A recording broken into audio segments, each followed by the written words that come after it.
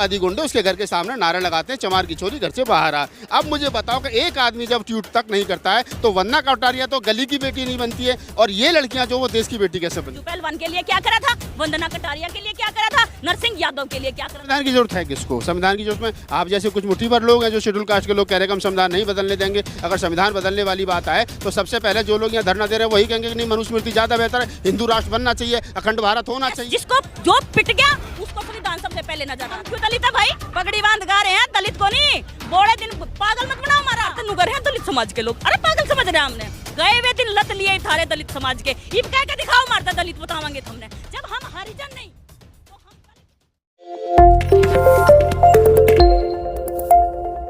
अनुसूचित जाति अनुसूचित जनजाति की जो खाप है हरियाणा के अंदर, उसकी सदस्य है। बड़ा जोरदार भाषण उनका रहा, जय भीम के नारे के साथ उनका संबोधन शुरू हुआ। तो मेरे मन के अंदर जिज्ञासा हुई कि इस भीम पुत्री से कम बात की जाए।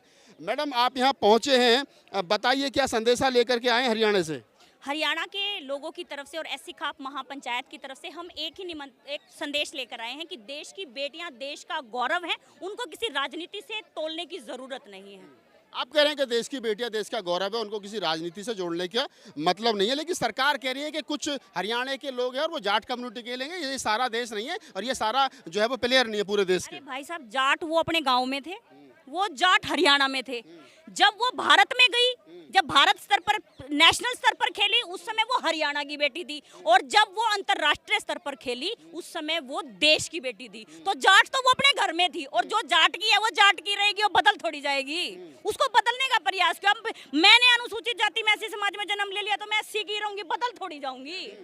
तो आप कह रहे हैं कि मैं बदल तो नहीं जाऊंगी, लेकिन देश के अंदर जाति है कि जाति नहीं कभी? अगर वंदना कटारिया ओलंपिक में हैट्रिक मारती है, देश का नाम रोशन करती है, तो वो भी देश की बेटी होनी चाहिए। लेकिन जब मैच हार जाते हैं तो कुछ जातिवादी गुंडे उसके घर के सामने नारे लगाते हैं, चमार की छोरी घर से बाहर आ। अब मुझे बताओ कि एक आदमी जब ट्वीट तक नहीं करता है तो वंदना कटारिया तो गली की बेटी नहीं बनती है, और ये लड़कियां जो वो देश की बेटी कैसे बन गई? मैं आपको बता दूं, वंदना कटारिया के साथ जब ये घटना हुई थी उस दिन, उस समय हरियाणा में एससी खाप महापंचायत नहीं थी, और बहुत सारी ऐसी खाप महापंचायतें थी जिन्होंने एससी समाज के विरुद्ध बहुत सारे फैसले लिए। उन्हीं सब चीजों को देखते हुए हमने हरियाणा में एससी खाप महापंचायत का निर्माण किया। और आप लोगों को बताना चाहती हूँ, आज हमारे खिलाड़ी भी उतने ही सुरक्षित होंगे जितने आज औरों के हैं। और अपने देश के हमारे बिरजू पहलवान जी थे जो वाल्मीकि समाज से थे, उनके साथ उस कांग्रेस ने अत्याचार किया जो आज और कल यहाँ पर खड़ी होकर समर्थन दे रही थी कि हम पहलवानों के लिए ये करेंगे। वो बिरजू भी तो था, उसके लिए क्यों नहीं समर्थन दिया तुमने? उनका नाश पीटने का, उसका जीवन तबाह करने का काम भी तो इन्होंने किया था। तो इन लोगों को ये कहना चाहती हूँ, बच्चों, आप देश का गौरव हो, आप देश के बच्चे हो, इन राजनेताओं के चक्कर में पड़ने की जरूरत नहीं है।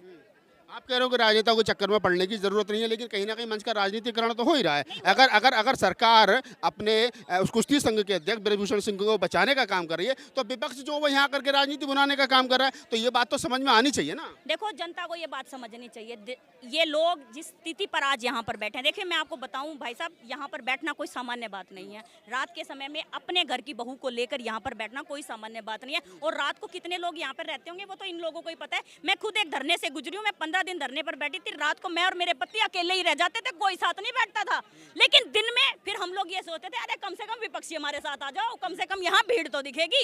तो भीड़ की भी जरूरत है, और विपक्षी पार्टियों का काम क्या है? हमारे साथ नहीं खड़े होंगे तो कहाँ खड़े होंगे? उनके पास जगह ही नहीं है। आपने कहा ना कि कांग्रेस ने भी मतलब बहुत ज्यादा नुकसान किया, शोषण किया। आपने बिरजू पहलवान का नाम लिया और कई वंदना कटारिया का, क्योंकि वहाँ पे यादव नरसिंह यादव का जो है, लेकिन उसके बाद में आप फिर वही कह रहे हैं कि विपक्ष भी अगर आकर के खड़ा होता तो कम से कम संख्या बल तो दिखता है, तो विपक्ष की जरूरत है फिर कहीं ना कहीं। देखो, विपक्ष की जरूरत इसलिए है क्योंकि एक व्यक्ति जब अकेला रहता है तो उसको किसी ना किसी के साथ की जरूरत होती है। और मैं ये नहीं कह रही हूँ कि विपक्षी जो है वो आवाज ना उठाएं, लेकिन वो जब यहाँ ये गिनवाते हैं ना कि हमने अपनी सरकार में ये करा और हमने अपनी सरकार में ये करा, उस समय उन लोगों से ये सवाल पूछने की जरूरत है कि बिरजू पहलवान के लिए क्या करा था, वंदना कटारिया के लिए क्या करा था, नरसिंह यादव के लिए क्या करा था। मैं केवल यहाँ के लोगों को इतना बताना चाहती हूँ कि जब कांग्रेस की सरकार थी, बिरजू पहलवान को अंतर्राष्ट्रीय स्तर पर खेलने नहीं दिया था। और इन लोगों को आज यही बताने के लिए आए, इस मीडिया के माध्यम से इन विपक्षी पार्टियों को भी ये कहना चाहती हूँ, सत्ता में आ जाना तुम, लेकिन तुम्हें बताएंगे कि अगर आपकी बार हमारे बच्चों के साथ कुछ गड़बड़ करी तो हम लोग तुम्हें जवाब देने का काम करेंगे।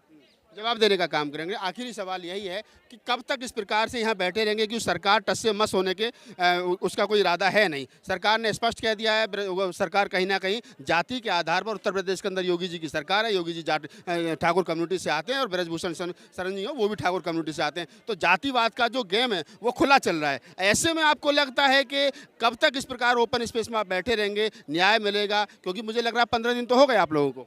इन लोगों को यहाँ बैठे 15 दिन हो गए हैं। मैं आज पहली बारी यहाँ पर आई हूँ। आपको बता दूँ, देश की जनता घर पे बैठ के ये कह रही है संविधान बदल रहा है, हम संविधान को बदलने नहीं देंगे। खासकर हमारे वाले लोग ये कहते हैं संविधान को हम हाथ नहीं लगाने देंगे। ये संविधान का बदलना ही था कि एक सामान्य ऐसा SHO इस FIR को दर्ज कर सकता था, लेकिन सुप्रीम कोर्ट में जाया गया।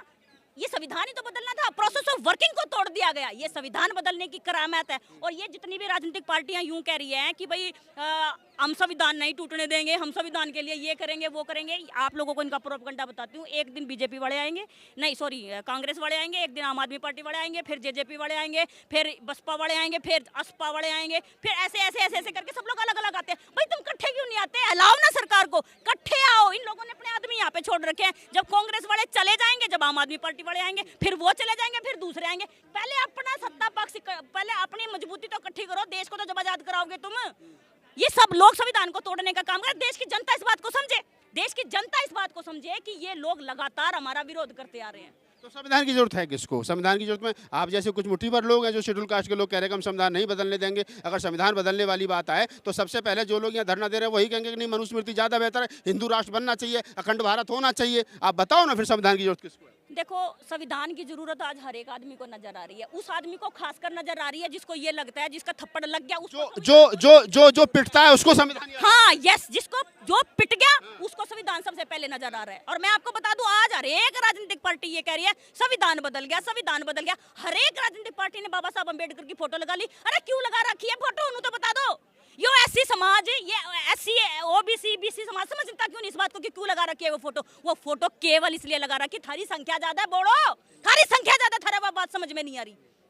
जिस दिन थारी संख्या का जोर समझ में आ गया उस दिन बेड़ा पाट जाओगा कौन कितना पानी में है। सारा रोड़ा संख्या का है। मारे मंच पर चढ़ के मारे तनु कह रहे हैं हम दलित समाज के लोग हैं। अरे हम क्यों दलित है भाई? पगड़ी बांध गा रहे हैं, दलित को नहीं। बोले दिन पागल मत बनाओ। महारे मंच पे आके महारा आरक्षण खा जा, हमारी सीट खा जा, महारे मुआवजे खा जा और मारते नु कर रहे हैं दलित समाज के लोग। अरे पागल समझ रहे हैं हमने? गए हुए दिन लद लिए थारे दलित समाज के। ये कह के दिखाओ मारता दलित बतावांगे हमने। जब हम हरिजन नहीं तो हम दलित भी नहीं, हम दलित भी नहीं। चलिए, तो आप सोनिया तंवर थी और इनसे कहने का, बात करने का मतलब ये था कि बाबा साहब डॉक्टर अम्बेडकर की कोटेशन है। बाबा साहब डॉक्टर अम्बेडकर ने कहा था कि किस समाज ने कितनी तरक्की की। अगर ये बात जाननी हो तो समाज की महिलाओं ने कितनी तरक्की की है, आप इस बात को समझिए। तो मैं ये कह सकता हूँ, आज सोनिया तंवर से बात करके, हरियाणा से आई हैं, वो कहती हैं कि मैं शेड्यूल कास्ट कम्युनिटी से आती हूँ और जिस प्रकार का उनका संबोधन रहा, चाहे तो मंच पर चाहे मेरे यहाँ बातचीत करते के दौरान, तो ये पता चलता है कि भीम शेरनियाँ जो हैं अब खामोश रहने वाली नहीं है, कुछ और कहना चाहती हैं। एक बात और कहना चाहती हूँ, SC समाज के बहुत सारे ऐसे पहलवान रहे जो शायद पिछले समय में या शायद SC खाप महापंचायत बनने से पहले उनके साथ बहुत टॉर्चर हुआ होगा। भाई अब हमारे पहलवानों के साथ कोई टॉर्चर नहीं होगा। हमने इन बेटियों से ये सीखा कि अगर हमारे ऊपर कोई आँच आएगी हम जंतर मंतर पे बैठेंगे। आगे से हम लोग भी जंतर मंतर पे बैठने के लिए तैयार हैं। अगर हमारे खिलाफ कुछ हुआ हम यहीं बैठेंगे। हमें रास्ता दिखाने के लिए बहुत बहुत शुक्रिया। चलिए, धन्यवाद। तो इनका कहना है कि अगर आगे से शेड्यूल कास्ट के लोगों के साथ में कुछ गलत होता है तो फिर SC खाप जो है इसी प्रकार से जंतर मंतर पर बैठेगी।